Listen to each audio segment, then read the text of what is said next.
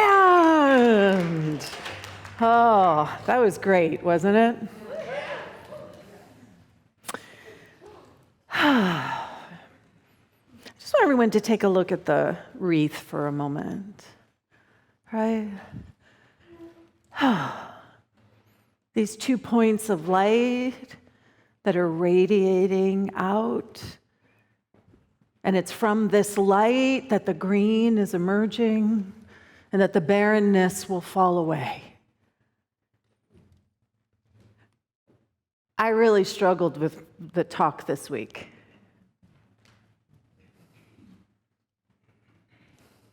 It's not often that I don't know what to say.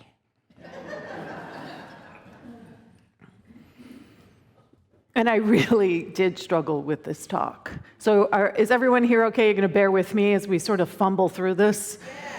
Because it's messy, because is it messy in our world right now?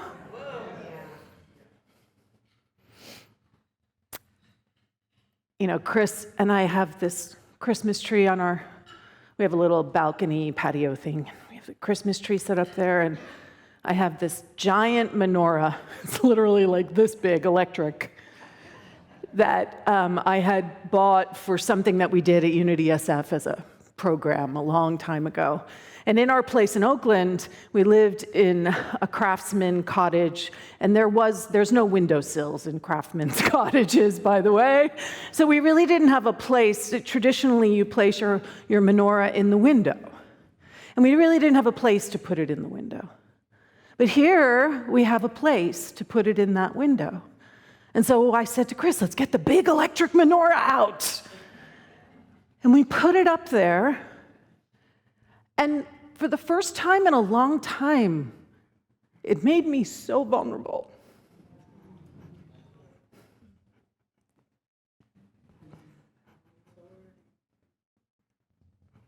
There is so much hatred going on right now. There is so much anger. There's a preschool where somebody went in and killed little children because it was a Jewish preschool.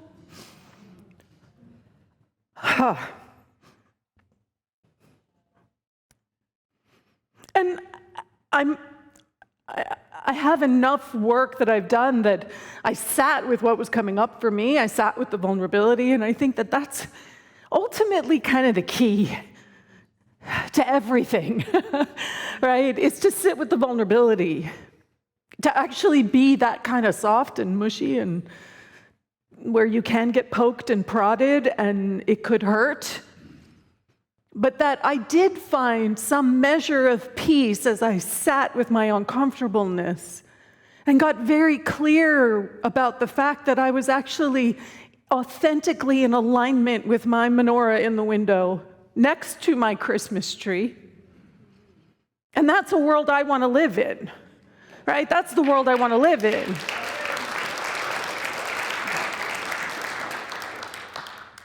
So we talk about Advent, how we start with faith and then we move to peace. And last week I gave you this quote, "The light shines in the darkness, and the darkness did not overcome it." And it seems very apropos. We're in Hanukkah, we're in the season of Hanukkah. We're going to light our candles next week because we have a lot going on today. And it is about shining a light in the darkness. It's about being out there in a place that's vulnerable and knowing that even in that vulnerability, that there is something we are being called to become. Because the darkness cannot overcome it. And I said, begin with what you do know. Wherever you are on your journey with faith, begin with what you do know. And so as we move into Advent this week, I want to ask you, what do you know about how peaceful you actually are? This is a shadow aspect of spiritual community. Because the expectation is that we should be peace.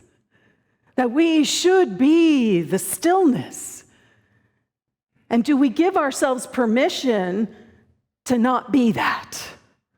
Because please tell me I'm not alone in not being peaceful all the time. Please tell me I'm not alone in this. So We want everything to always be still. We want there to just be the placid waves that we're just either swimming through or the boat is just, walking along. And yet all too often what life is that, right? Topsy-turvy waves and everything. And in Scripture, we actually have a story about exactly that, where the disciples, that Jesus had been preaching all day, and he was exhausted, and they got into the boat. He got into the boat with his 12 disciples, and the Sea of Galilee is actually known for being one of the most dangerous places for boats. It's below sea level, and the basin is really deep, and so you get this mixture of hot and cold, and so storms come up in a heartbeat, and they're nasty, right? They're nasty. So the disciples are out there, and remember, a lot of them are fishermen, and they're out there on this boat, and this storm appears out of nowhere, and they start freaking out. Anybody in here relate to that?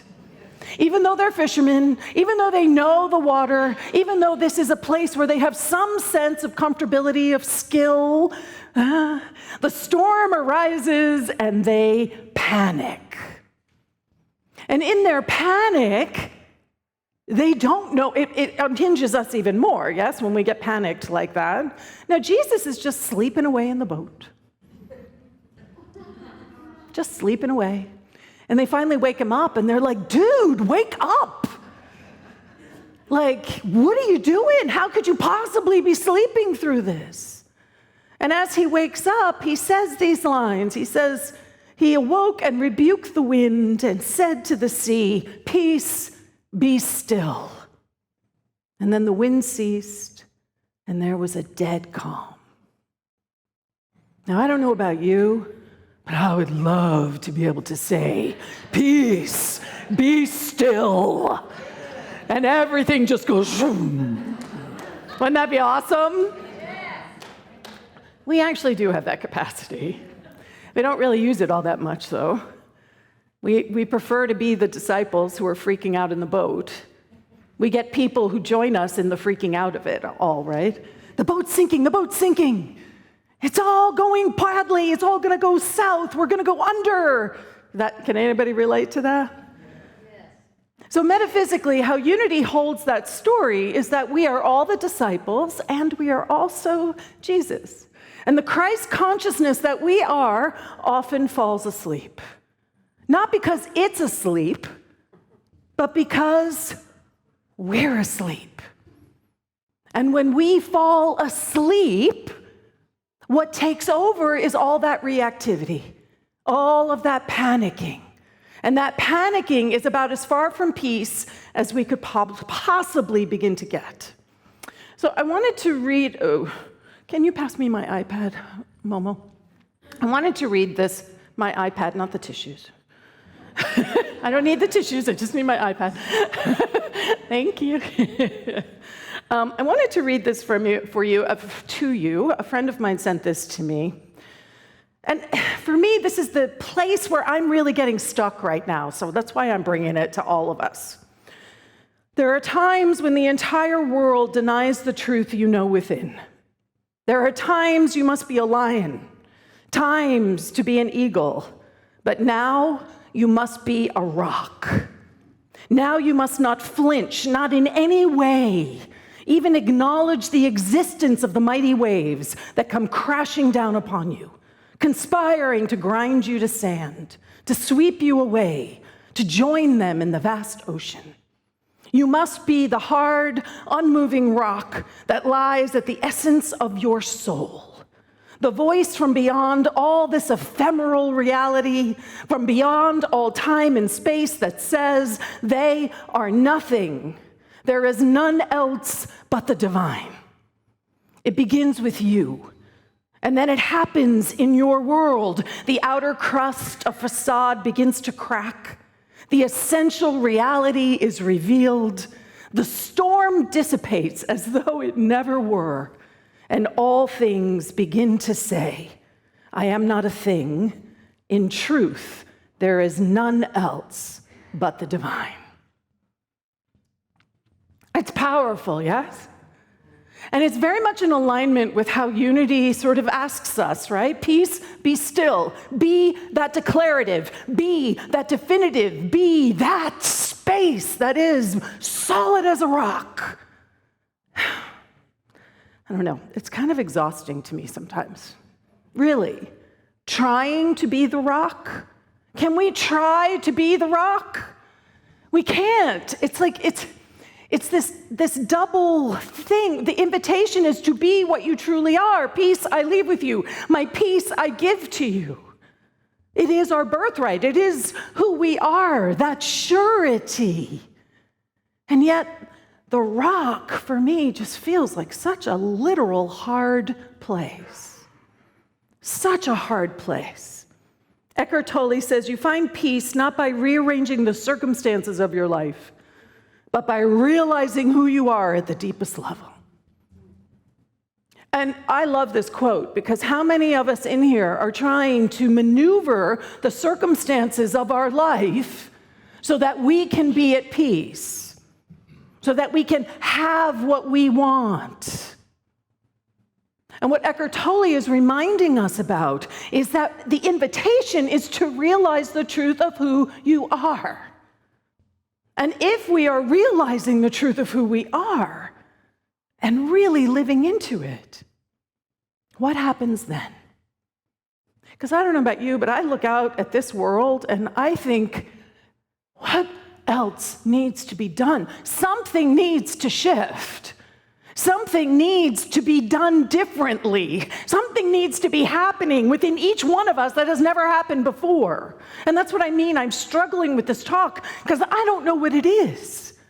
I'm with you, trying to figure it all out, trying to navigate through something that just keeps breaking my heart. Like again and again and again. And I had this moment where I thought, well, maybe that's the point. Maybe my heart needs to break. Maybe my heart needs to open in a way that I want to try to keep it safe. I want to try to keep it comfortable. And the Dalai Lama says, world peace must develop from inner peace.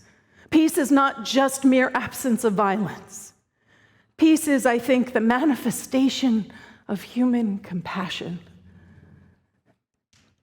And this is the place that I feel like our teaching needs to grow into more. I'm going to get burned as a heretic if this goes out into the real world, right? That yes, we want to stand in the absolute truth of who we know we are. We are the divine. We are here to be that love, that peace, that joy, that harmony, but forcing ourselves to be a rock in the midst of the storm. For me, that means that I am not available to what's actually happening, that I have closed myself off somehow, that in my negation that this is going to have any impact on me, I'm actually cutting my heart off from the pain of it all.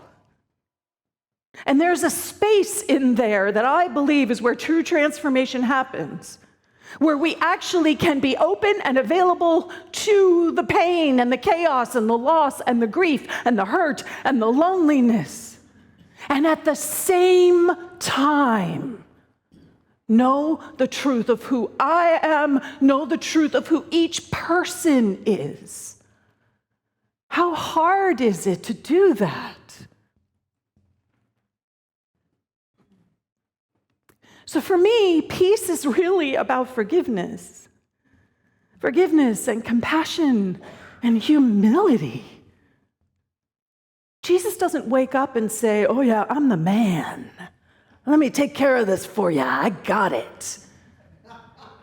He wakes up and he just says, peace, be still. That's it. The drama isn't in our Christ consciousness. The drama is in our humanness. Our humanness wants to make drama out of all of it. Because what we struggle with is the judgment and the criticism and the resentment. Anybody in here judgment-free, criticism-free, or resentment-free? I know I'm not. This is what's standing in the way of peace.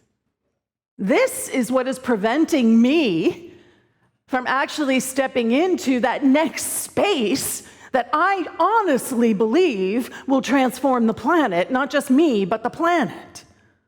And I guess my invitation is, will you come along with me? Will you come along with me? Because, this is one of those nexus points. Can you feel that? And if we don't shift out of all the familiar stuff, out of all the things we've always done, out of all the things we've always held to be near and dear and true and important, this world is gonna have to be completely reborn. I don't believe that it has to go through another flood and fire. I believe that it's possible for us to be the flood and the fire. Yes? Pema Chodron says, our own hearts and minds harden and close. We have to be brave enough to soften what is rigid, to find the soft spots and stay with it. With true spiritual warriorship, that's the true practice of peace. To allow yourself to be sure and soft, to allow the clarity and the compassion, to allow the deep knowing, and to be able to allow people to be people, and to not hold on to it, to not fall into the narrative that because this is changing, I'm losing something. Because this is changing, I am changing. Because this is changing, something is available to me that I never had available to me before. And I can honor the grief at what I feel is falling away, but we cannot let that become the narrative. Can you feel how that holds us back? We have to honor the grief and be willing to step out in this spiritual warriorship, in this ability to know that we have to soften whatever is rigid in our hearts. This is one of my favorite, I don't know, what would you call it, a sutra? Like my favorite story that Hafiz wrote. Once a young woman said to me, Hafiz, what is the sign of someone who knows God? I became very quiet and looked deep into her eyes and replied, my dear, they have dropped the knife. Someone who knows God has dropped the cruel knife that most so often use upon their tender self and others.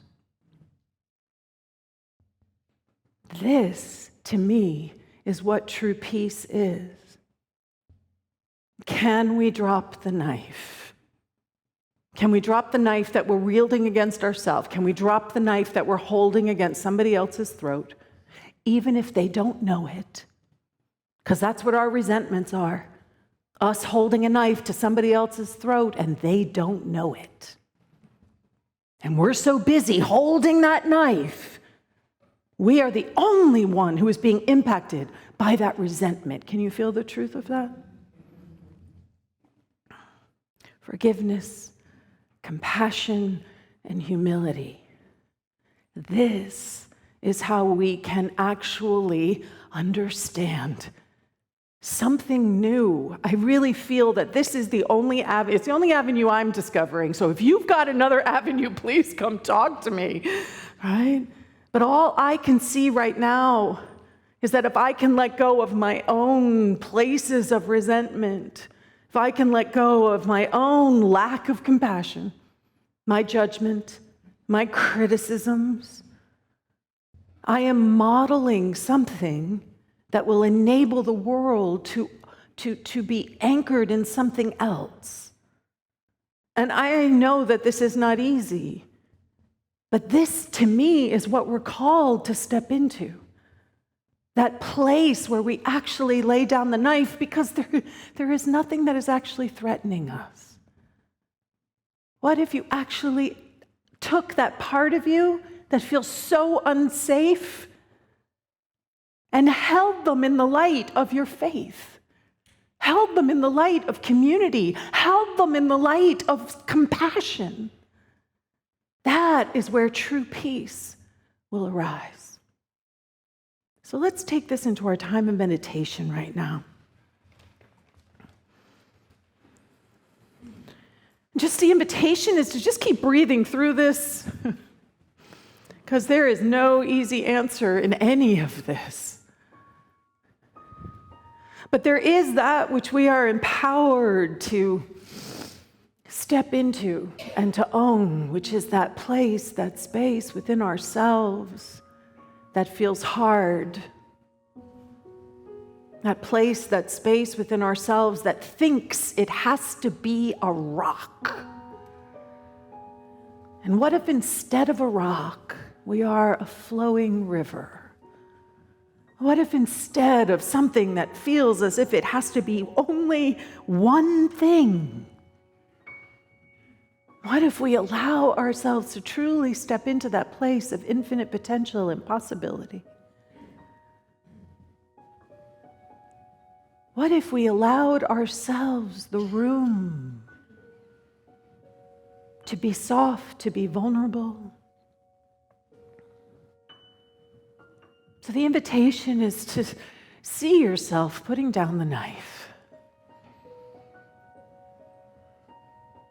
To see those hardened spaces and places within you, allowing them to soften and to open.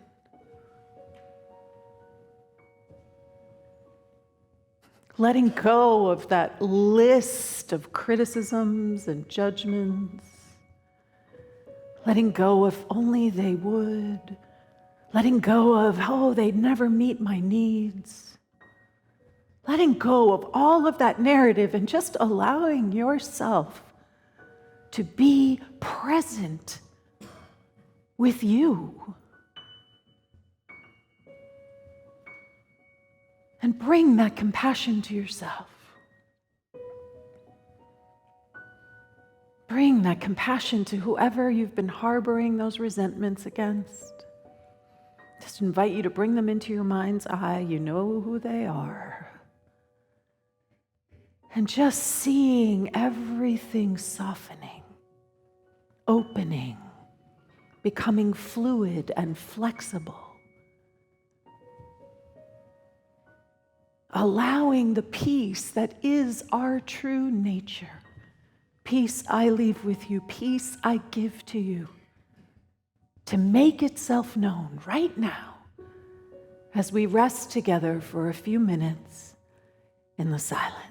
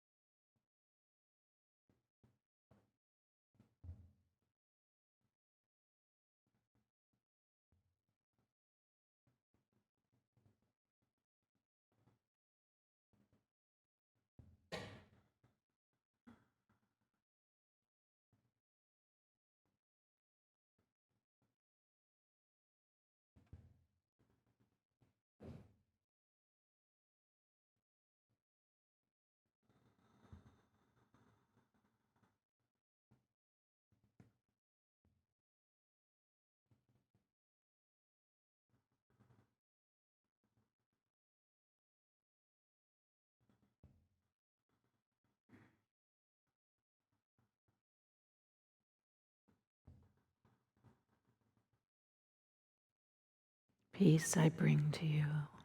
Peace I leave with you. So bring that peace to yourself right now. And then see yourself bringing that peace to everyone that you know. Just being the space, the place of peace that you are sharing freely, sharing extravagantly. sharing joyfully.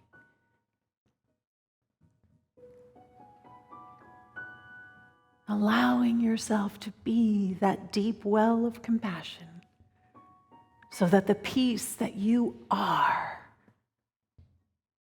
can literally transform and change this world. And so it is. Amen. Ashe.